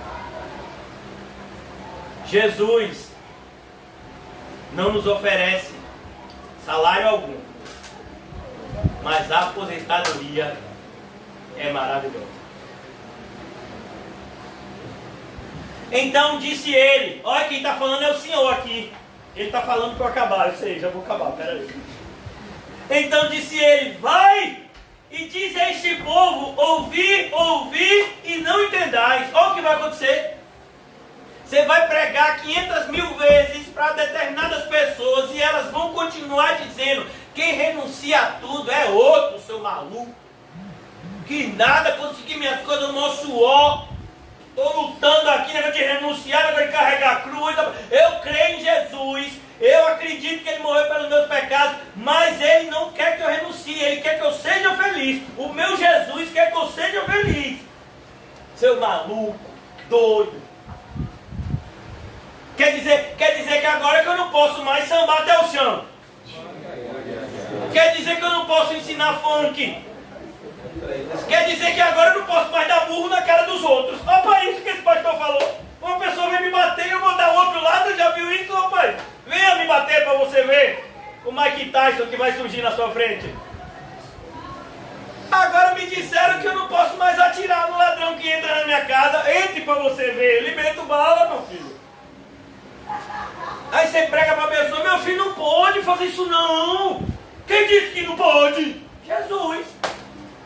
Se seu inimigo tiver fome, dá de comer. Dou com veneno, infeliz.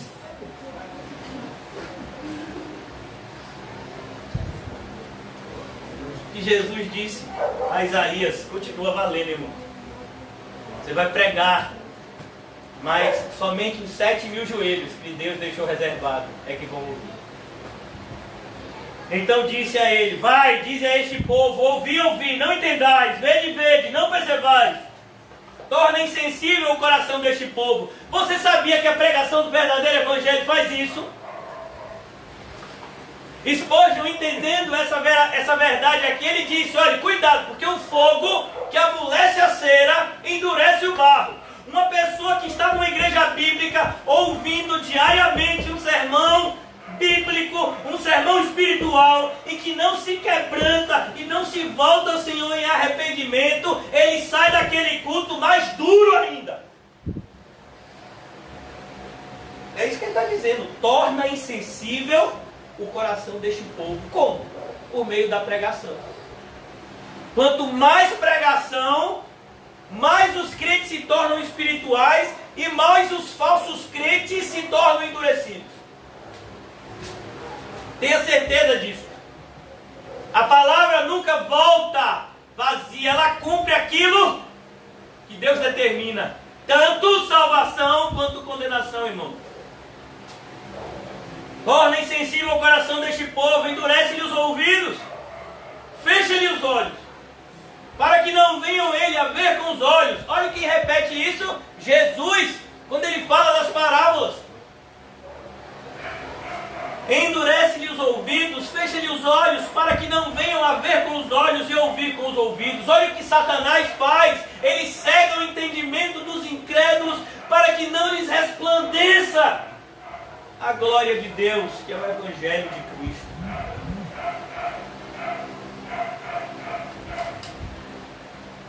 Para que eles não venham a ver com os olhos, ouvir com os ouvidos, entender com o coração e se converta e seja salvo. Percebeu? Todo aquele que confessa e deixa,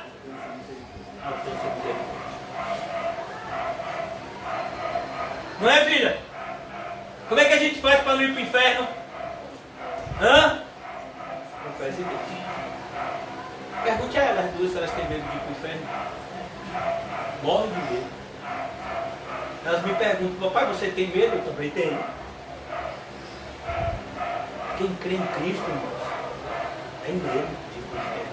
É por isso que não vai para lá. Sabe quem é que vai para lá? Quem não tem medo. Sabe quem é regenerado? É aquele que se preocupa se é regenerado. Meu Deus, eu não sei se eu nasci de novo. Oh, meu Deus! A probabilidade de uma pessoa dessa, que está desesperado, se é regenerado ou não, dessa pessoa ser regenerada, é de 99%. Mas uma pessoa que não, estou tranquila, é claro que eu sou regenerado. Eu entendo tudo de Bíblia, rapaz. Eu sou um camarada super crente. Ô, meu filho, essa pessoa, probabilidade dela ser regenerada é quase zero. Cuidado, irmãos. Descanse em Cristo e não no seu pecado. Deus não te salvou para pecar. Ele te salvou para você parar de pecar. A obra de Cristo, ela terminou na cruz, mas ela começou na sua vida no momento da sua regeneração. Pois aquele que começou a boa obra há de completá-la. Paulo deixa bem claro que a obra da santificação é uma obra contínua do Espírito do Senhor nas nossas vidas. De tal forma que todo cristão, ele vive nesse paradoxo. Ele tem medo de ir para o inferno, mas ele tem uma alegria para ir para o céu. Ele tem medo do Senhor, mas ao mesmo tempo ele se sente seguro aos pés do Senhor. Esse é o paradoxo da fé. Nós somos pecadores e o pecado ainda nos assedia de perto, mas também nós somos santos, porque o sangue de Jesus nos santificou. E enquanto nós não fomos livres desse corpo corruptível, esse combate entre a carne e o espírito vai existir dentro de nós de maneira ininterrupta. Assim como a pregação, parece que não acaba. Então, disse eu, até quando, Senhor? Ele respondeu, até que sejam desoladas as cidades. Ó, presta atenção. E fiquem sem habitantes as casas, e fiquem sem moradores, e a terra seja de todo assolada. E o Senhor afaste dela os homens, e no meio da terra seja grande a desamparo. Mas se ainda ficar a 10ª parte dela, tornará a ser destruída. Olha o que o Senhor está dizendo. Por mais que o Senhor envie correção, as pessoas não se arrependem. Meu irmão, você vê um negócio desse quando o coronavírus está matando tanta gente e você não vê ninguém arrependido. Ninguém tendo a vida transformada. Olha, você roubava, não roube mais, trabalhe para como acudir o necessitado.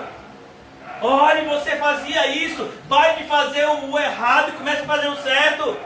Você não vê isso, irmão. Você não vê as pessoas tendo a vida transformadas, mesmo diante de um sofrimento tão grande quanto esse aí. Mas ainda que ficar a 10ª parte dela, tornará a ser destruída, como o terebinto e como o carvalho, dos quais, depois de derribado, ainda fica o toco. Assim, a santa semente é o seu toco.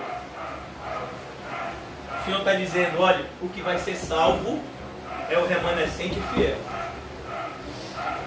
Mesmo os incrédulos que não sejam destruídos aqui na terra, eles vão ser destruídos no juízo. Não tem como fugir de Deus.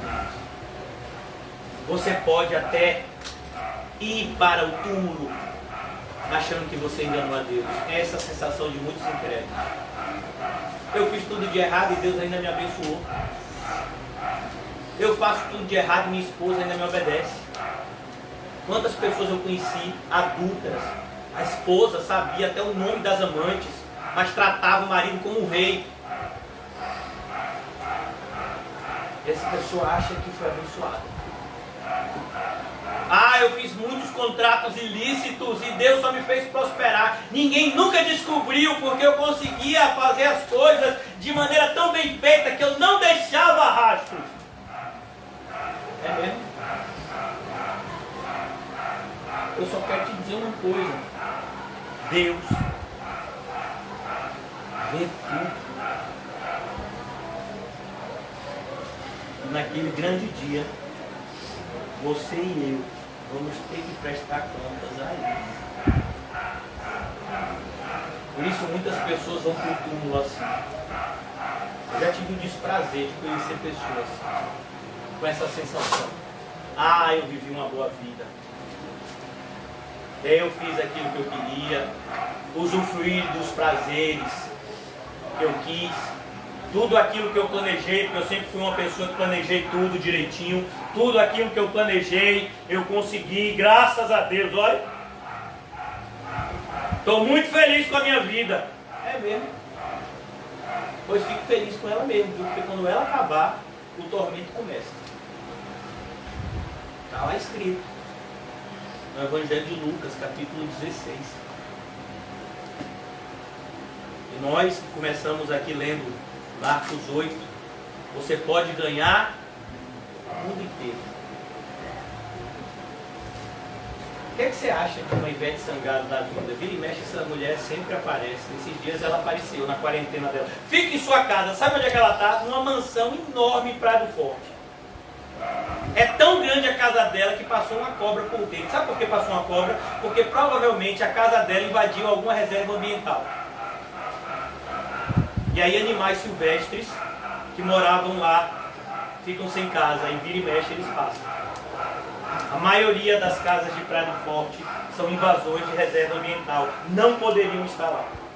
Aí o homem faz o que quer, né? Pelo menos acha.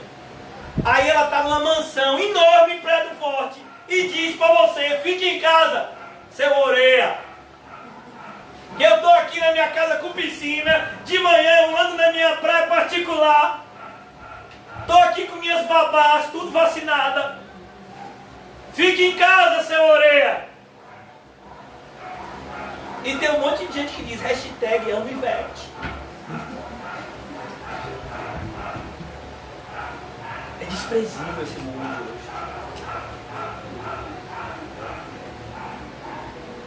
Esse é o pessoal que é o referencial.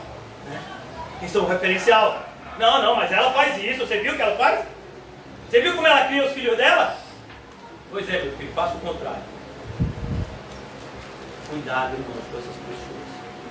Elas estão influenciando as nossas casas se a gente não vigiar.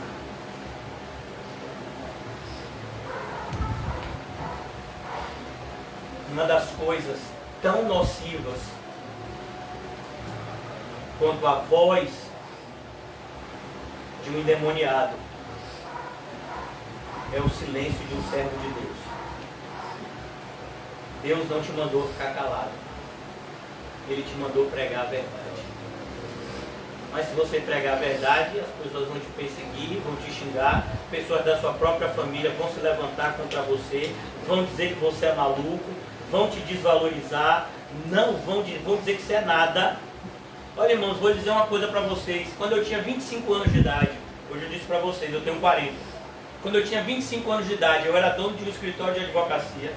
Eu tinha 2 empresas, eu tinha carro importado, que você imaginar, e eu tinha dinheiro para fazer o que eu quisesse. Várias pessoas ligavam para mim, várias pessoas tinham interesse por mim. Meu filho, e agora? Agora que não tem R$0, que não tem nem conta em banco, que não tem carro. Pois é, o que você vê eu andando não é meu não, meu filho, é emprestado. E aí, quem vai? Nem os familiares respeitam. Quem é você para falar comigo se eu não tenho nada? Daqui a pouco você vai passar fome, rapaz. É isso que eu ouço todo dia. De gente tão próxima que chega a dói. Mas isso ainda é pouco para aquilo que Jesus passou. Jesus ouviu da sua própria mãe que viu o anjo Gabriel falar com ela e ele estava Você sabia disso? O pessoal lá da cidade de Nazaré que viu a maneira que Jesus viveu totalmente diferente, por mais que ele fosse um carpinteiro, ele não era um carpinteiro qualquer, porque durante toda a sua vida ele nunca pecou. mesmo na sua vida, antes dos 30 anos, na sua vida que as pessoas dizem secreta, dos 12 aos 30 anos, ele nunca pecou. E as pessoas que cresceram com ele sabiam disso. Mas quando ele pregou lá em Nazaré, não somente desprezaram ele não, viu? Queriam matá-lo. Quando ele pregou na sinagoga de Nazaré. Está em Lucas 4. Por isso, irmãos, o que eu e você passamos ainda é muito pouco. E o Senhor nos ajude a abraçar a graça. Eu estou falando isso para mim em primeiro lugar. De não apenas crer nele, mas de sofrer por amor a ele. Isso é graça. Isso não é juízo. Isso é graça. Fique feliz quando passar por todo tipo de provação. Fique feliz quando caluniando vocês inventarem todo tipo de mentira, porque fizeram isso com os profetas. Isaías é um exemplo. Fizeram isso com os profetas que vieram antes de vocês. Amém. Que o Senhor nos ajude. Vamos orar. Ó Deus, eu sou o mais indigno de todos aqui nessa noite. Mas aprove o Senhor abrir a porta do céu, Senhor, por meio de Cristo para nós. E nos santificar por meio do sangue do Teu Filho perfeito. Por isso nos ajuda, Senhor, a completar a carreira, combatendo o bom combate da fé. Não nos deixe olhar para trás, Senhor, pois pela Tua graça já botamos a mão no arado.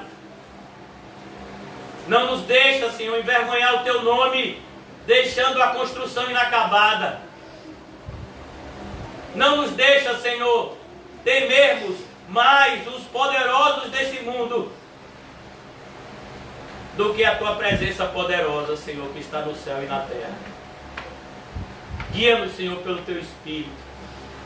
Faz de nós cada vez mais, Senhor, parecidos contigo. Ajuda-nos, Senhor Jesus, a sermos feitos à Tua imagem e semelhança, Senhor. Ó Senhor Jesus, nos ajuda a não olharmos para as circunstâncias, mas para olharmos para Ti, que está acima de todas as circunstâncias. Ó Deus, que possamos seguir o Teu sábio conselho que diz que é necessário que a nossa mente seja renovada para que experimentemos a Tua vontade boa, perfeita e agradável. A Tua vontade é e sempre será, Senhor, como Tu és, bom, perfeito e agradável. Mas é necessário que a nossa mente seja transformada. Que seja assim, Senhor, nessa noite. E nós saiamos daqui, Senhor, mais parecidos contigo. E menos parecidos com o mundo. Em nome de Jesus. Amém. E graças a Deus. Amém, irmãos. Saúde-se mutuamente com o cumprimento santo. E diga para você mesmo: amanhã, com a graça de Deus, tem mais.